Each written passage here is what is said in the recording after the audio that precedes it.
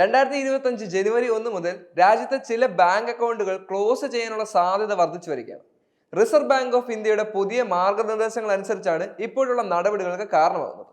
സുരക്ഷ വർദ്ധിപ്പിക്കുന്നതിനും തട്ടിപ്പ് കുറയ്ക്കുന്നതുമാണ് ഏറ്റവും പ്രധാനപ്പെട്ട ലക്ഷ്യം.